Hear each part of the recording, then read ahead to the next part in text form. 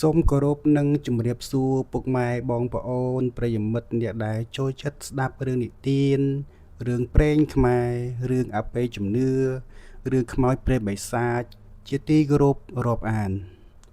ថ្ងៃនេះយើងខ្ញុំសូមលើកយករឿងមួយដែលមានចំណងជើងថាខ្មោចដើមចេកនាងដានីរឿងខ្មោចព្រាយបិសាចមានទាំងអ្នកជឿនិងអ្នកមិនជឿអ្នកមិនជឿគិតថាវាគ្រាន់តែជារឿងកុហកលើកយកមកនិយាយលេងឲ្យសប្បាយដើម្បីឲ្យអ្នកស្ដាប់មានការភ័យខ្លាចតែប៉ុណ្ណោះបញ្ហាខ្មោចពិសាចនេះមានការជជែកគ្នាឡើងប៉ោងសរសៃកអស់រាប់រយចំនួនមកហើយរវាងអ្នកជឿនិងអ្នកមិនជឿ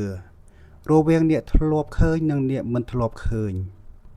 អ្នកដែលគេជឿថាខ្មោចព្រាយបិសាចមានពិតព្រោះគេធ្លាប់មានបទពិសោធន៍ដោយខ្លួនឯងចំណែកអ្នកមិនជឿនោះព្រោះគេមិនដែលមានឱកាសបានជួបនិងបានឃើញ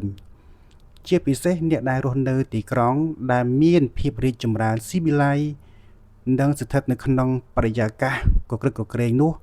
គេមិនជឿថាខ្មោចមានពិតនោះឡើយមិនចំពោះតែជនជាតិខ្មែរប៉ុណ្ណោះទេជឿលើរឿងខ្មោចបិសាចអារក្សអ្នកតា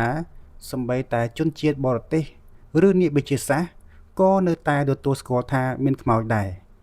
ព្រោះធ្លាប់បានឆ្លងកាត់ការពិសោធន៍និងបានសាកល្បងរួចមកហើយ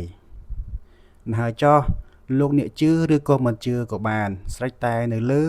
ជំនឿផ្ទាល់ខ្លួនទៅចោះពេលនេះខ្ញុំនឹងលើកយករឿងចម្លែកមួយមកចែកជូនប្រិយមិត្តរឿងនេះពិតឬមិនពិតនោះសូមប្រិយមិត្តវិនិច្ឆ័យដោយខ្លួនឯងចោះកាលពីដើមឡើយមានបុរសម្នាក់ឈ្មោះថាសម្បូរគឺជាកំឡោះចាស់អាយុ30ឆ្នាំគត់បានបញ្ចប់ការសិក្សាបរិញ្ញាបត្រផ្នែកខាងគ្រូបង្រៀនពីសាកលវិទ្យាល័យភ្នំពេញនាឆ្នាំ1961ក្រោយពីបានបញ្ចប់ការសិក្សាក្រសួងបានចេញឈ្មោះឲ្យទៅបង្រៀនក្នុងស្រុកមួយនាខេត្តបាត់ដំបងដែលតាមពិតនោះគេមានស្រុកកំណើតនៅខេត្តកំពង់ធំគេទៅធ្វើគ្រូបង្រៀននៅខេត្តបាត់ដំបងទាំងគ្មានស្គាល់នរណាម្នាក់សោះគេបានទៅជួលផ្ទះមួយសម្រាប់ការស្នាក់នៅផ្ទះមួយខ្នងនេះស្ងាត់ល្អណាស់ជាផ្ទះរបស់ប្រធានភូមិម្នាក់ដែលគាត់ធ្វើទុកសម្រាប់ចែកឲ្យកូនស្រីក្រោយពេលដែលរៀបការជាមួយនឹងបរិសុអ្នកចំនួនម្នាក់ប៉ុន្តែត្រូវខុសបំណងទៅវិញដោយសារតែកំឡោះអ្នកចំនួននោះទៅរៀបការជាមួយនឹងកូនក្រមុំសៀមបាត់ទៅដូច្នេះផ្ទះមួយខ្នងនេះត្រូវនៅទំនេរជារៀងរហូតមកកបជួននឹងសម្បូររោគជួលផ្ទះនៅផងលោកប្រធានភូមិក៏យល់ព្រមជួលឲ្យក្នុងតម្លៃថោកបំផុតសម្បូរមកនៅផ្ទះថ្មីនេះជាផ្ទះតូលមួយខ្នងគត់ដែលនៅចំកណ្ដាលចំការចេកមួយរយៈដំបូងផ្ទះនេះមិនមានបញ្ហាហេតុការណ៍អ្វីខុសប្លែកឡើយអាចនិយាយបានថាសម្បូររស់នៅយ៉ាងមានសេចក្តីសុខសាន្តគ្រប់ប្រការថ្ងៃមួយក្រោយពីងូតទឹកញ៉ាំបាយរួចរាល់អស់ហើយម៉ោងប្រហែលជា7យប់សម្បូរចេញមកអង្គុយយកខ្យល់អាកាសនាលើរានហាលពីមុខផ្ទះដោយបង្ហើរអារម្មណ៍អណ្ដែតអណ្ដូងស្ងាត់ម្នាក់ឯងនោះក្រសែភ្នែករបស់គេក៏ងាកទៅឃើញវត្ថុម្យ៉ាងដោយចៃដន្យយប់នោះមានខែភ្លឺស្រទន់អាចល្មមនឹងមើលឃើញវត្ថុជំវិញខ្លួនបានច្បាស់សម្បូរមានអាការៈភ្ញាក់បន្តិចបន្តួចព្រោះក្រសែភ្នែកមិនបានកុហកខ្លួនឯងឡើយពេលនេះស្ត្រីម្នាក់កំពុងតែដើរសំដៅទៅរកគេមានការឆ្ងល់ណាស់ថាថ្មនេះហើយមានស្រីឯណាហ៊ានដើរម្នាក់ឯងទៀតនៅទីបំផុតស្រីម្នាក់នោះក៏ដើរមករកគាត់ហើយក៏អង្គុយជិតគាត់សម្បូរក៏ក្រោកឡើងស្វាគមន៍ក្នុងនាមជាម្ចាស់ផ្ទះគេគិតថាប្រហែលជាញាតិមិត្តបងប្អូនរបស់លោកប្រធានភូមិមានធុរៈអ្វីម្យ៉ាងហើយទើបមកទាំងយប់ដូច្នោះគាត់បានសួរថាសុំទោសមានការអីហើយអញ្ជើញអង្គុយសិននាងក៏បង្ហាញនៅស្នាមញញឹមដាក់គេបណ្ដើរនិងដើររកកន្លែងអង្គុយបណ្ដើរ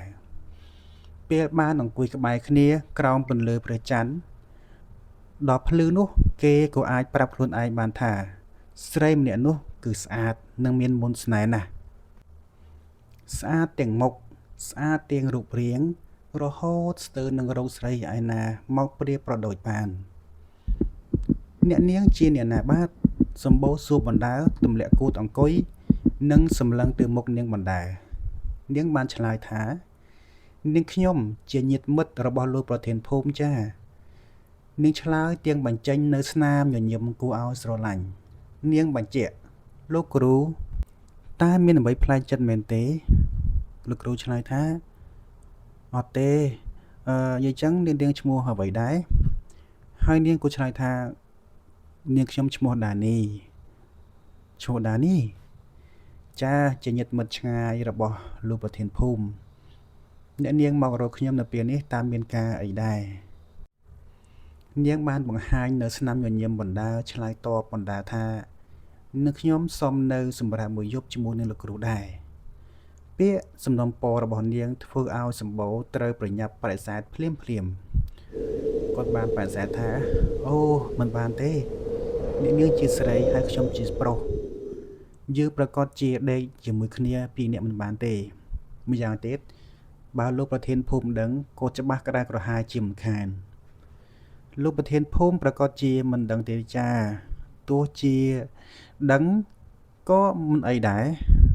សូមឲ្យនាងខ្ញុំបាននៅសម្រាប់ជាមួយនឹងលោកមួយយប់ផងលោកគ្រូសម្បូរក្រវីក្បាលបដិសេធដូចដើមខ្ញុំមិនអនុញ្ញាតគឺមិនបានទេកុំភ្លេចថាអ្នកនាងគឺជាស្រីខ្ញុំគឺជាប្រុសការខូចខាតតែងតែកើតឡើងបានប្រសិនបើយើងដេកផ្ទះតែមួយជាមួយគ្នានោះសូមឲ្យឈប់មានគំនិតដូច្នោះហើយត្រឡប់ទៅផ្ទះវិញទៅល្អជាងលោកគ្រូស្អប់ក្បឺមព្រោះតែនាងខ្ញុំមិនស្អាតឬគាត់ឆ្លើយថាទេមិនមែនចង់ទេតែជារឿងខូចខាតបងដែលយើងត្រូវទទួលទាំងពីរនាក់សម្បូរឆ្លើយដោយស្មោះសរនិងសរសើរថាអ្នកនាងពិតជាស្អាតណាស់ប្រសិនបើទៅប្រកួតបវរកញ្ញាប្រកាសជាជាប់មិនខាន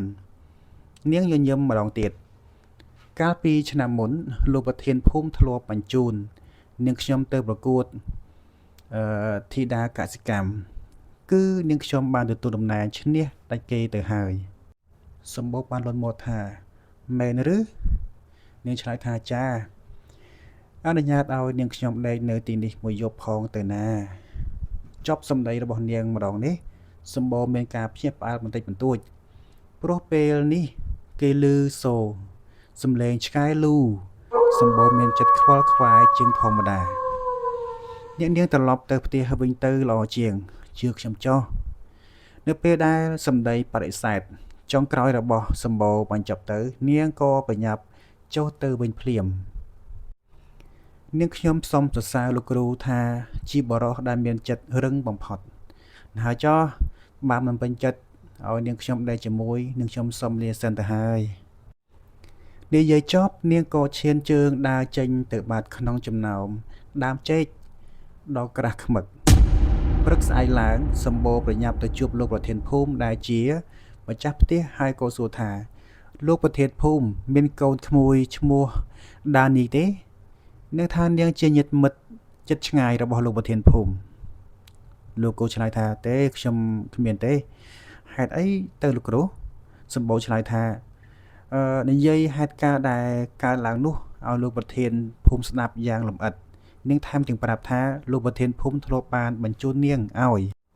ទៅប្រកួតធីតាកសិកម្មកាលពីឆ្នាំកន្លងទៅនឹងបានតំណែងឈ្នះដាច់នារីដទៃទៀតផងលោកប្រធានភូមិសើចហ៊ឺឡើងសម្បូរឆ្ងល់ក៏សួរបញ្ជាក់ថាបានសេចក្តីថាយ៉ាងម៉េចទៅលោកប្រធានភូមិចប់សិនខ្ញុំត្រូវសួរលោកគ្រូសិនបាទយ៉ាងម៉េចស្រីដែលមកជួបលោកនោះតែងខ្លួនយ៉ាងម៉េចស្លៀកសំពត់ចងក្បិននិងដណ្ដប់ស្បៃពាក់ឈៀងមានផ្កាពណ៌សសៀតនៅលើត្រចៀកទៀតផងមែនទេលោកគ្រូគាត់ឆ្លើយថាបាទមែនគេមកជួបនឹងលោកគ្រូនិយាយថាយ៉ាងម៉េចខ្លះនាងប្រាប់ថានាងជាញាតិមិត្តឆ្ងាយរបស់លោកប្រធានភូមិ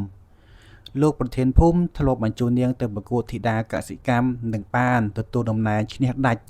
នាងប្រាប់តែប៉ុណ្ណោះទេខ្លាចមានរឿងមិនល្អខ្ញុំក៏សំណូមពរឲ្យនាងទៅវិញទៅលោកគ្រូបានមើលទេថាតើនាងដើរទៅខាងណាលោកសម្បូរឆ្លើយថានាងដើរបាត់ចូលទៅក្នុងចំការចែកទៅលោកប្រធានភូមិងក់ក្បាលកាលពីឆ្នាំកន្លងទៅខ្ញុំបានបញ្ជូនផ្លែឈើមួយប្រភេទចូលទៅប្រកួតក្នុងពិធីប្រចាំឆ្នាំរបស់ខេត្តនិងបានទទួលរង្វាន់ឈ្នះដាច់គេផ្លែឈើអីទៅលោកប្រធានភូមិគឺចេកដានីសម្បូរព្រឹកខ្លួននៅពេលដែលលោកប្រធានភូមិប្រាប់ថាកំឡោះដែលមកនៅផ្ទះមួយខ្នងនេះតែងតែជួបនឹងស្រីក្រមុំតែងខ្លួនរបៀបបុរាណដោយដែលលោកគ្រូប្រាប់មកអញ្ចឹងគេហៅថាខ្មោចនាងដានីនាងបានក្រឡាខ្លួនមកលោកគ្រូចាត់ទុកថាជាបរិសុទ្ធចិត្តរឹងក្រាន់បើដែលមិនព្រមឲ្យនាងដេកជាមួយបើមិនអញ្ចឹងទេលោកគ្រូប្រកាសជាគ្មានឱកាសបានមកនិយាយរឿងនេះឲ្យខ្ញុំស្ដាប់ទេបាទសូមអរគុណពុកម៉ែបងប្អូនទាំងអស់ដែលបានស្ដាប់នៅការនិទានរឿងព្រេងខ្មែររបស់ Channel របស់ខ្ញុំសូមខន្តីអភ័យទោសរាល់ការនិយាយទៅមិនច្បាស់ឬក៏លើសលួសកន្លែងណាក៏សូមខន្តីអភ័យទោសពីប្រិយមិត្តផងដែរ